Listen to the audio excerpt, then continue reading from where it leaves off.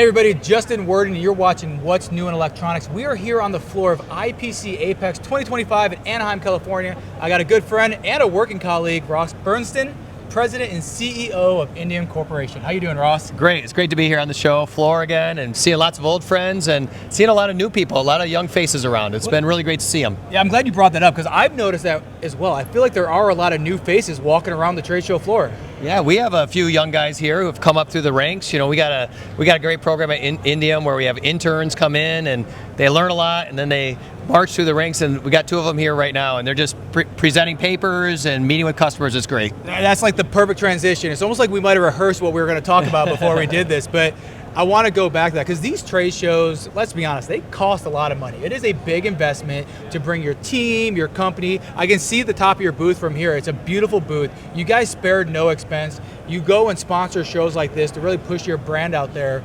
And I want to take that a step farther and talk about the philosophy behind Indium's willingness to invest back into the company like that. Well, at Indium, you know, we have this slogan that we believe material science changes the world. That all major advances throughout the ages has always come with a big advance in material science. And so we have that as a vision, and then we have this practice of from one engineer to another. And we really mean that. We want our engineers engaging directly with our customers' engineers, our R&D people engaging with their R&D people. And that can happen here at these shows. I just came from a really exciting conversation where we're literally developing a next generation material to enable future assemblies that no one could have envisioned before. That's what can happen at these shows. Man, you're nailing the transitions, right? We're going to go from investing into the industry at trade shows and people to investing into your customers and also investing into new product development. The industry is changing, but it's changing at such a rapid pace. Some companies are having trouble keeping up with the new product development and bringing new products to the industry. Yeah, so what we've really worked hard on at Indium is to create groups of people that can work diligently on a customer need, get that need, and then be somewhat isolated so they can really focus and drive new product development and get to minimally viable products where they can iterate from that and get a product into a customer so they can start giving us feedback. And it's all about that customer R&D relationship that brings new products to market. And that's a very humbling statement to think that you guys sitting at the top of the throne are willing to actually have that two-way conversation and change and move the forecast of the business based on the feedback you're getting from your customer. Absolutely. Like right now, you know, one of the things that we think about is sustainability in my old age is just good engineering. You know, it's just let's engineer out all the waste. Let's get this product that can really help our customers reduce their costs, make it easier to assemble. And that's really one of our products, DuraFuse LT, which is this patented mixed powder technology, is enabling customers to reduce their peak temperatures by 20 to 40 degrees C. That could be a 10 to 15% energy savings. Really exciting. And you know, I'm fortunate enough to do a lot of these interviews, and so many times when I talk with contract manufacturers, high mix, low volume, or the rapid pace manufacturers, so many of them are talking about automation, artificial intelligence, how they can streamline but better control their process. And one of the main driving factors is saving money. And that's really what I'm hearing with some of the products that you guys are bringing to the industry is you're making everything just a little bit easier for them. Right. Well, another material that we have reduces the voiding in these high reliability alloys for harsh conditions, our DuraFuse HR. And that whole vision there was how do we make it easy for someone to get a low voiding, high reliability solder system together so they can make those devices that are necessary for that kind of high stress mission profile of an automotive electronic board. What are some of the challenges that you're seeing as you start to introduce this new product into the industry? Well, one of them is just a classic adoption challenge. You know, it's a new technology, it's a different alloy system, so it feels strange, right? It's like I don't like that difference. You know, I'm very comfortable with SAC 305 or maybe one of the other alloys that have been out there for a long time.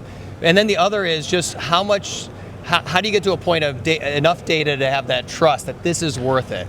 And so what we're trying to do with customers is get them first to the value point. This is the core value we're creating. Now let's back out to what are the critical control points that we really got to assess and then helping them do that in their own assemblies. And that's nice. I mean, just trying to encourage them to not necessarily give you the opportunity, but just be open to a little bit of new information, because that is one thing that I think has curbed this industry for a very long time.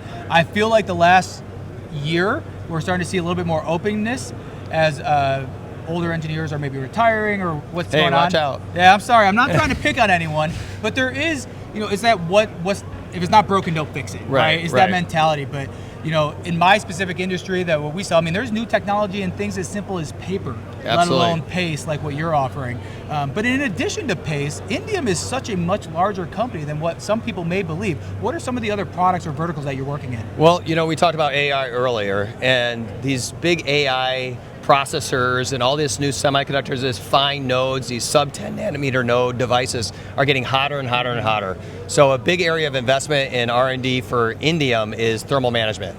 Indium is this wonderful material. It's soft and highly thermally conductive, so it's a great material for all these applications. We're working on not only Indium, but compressible interfaces, liquid metals, liquid metal hybrids, all these different materials to help bring new solutions that are creative, reliable, and easy to assemble to these applications, to these customers. So let's go back to the philosophy of Indium and the way you're pushing all this out. I mean, you guys are opening up a vast amount of different products. You're working in many different industries.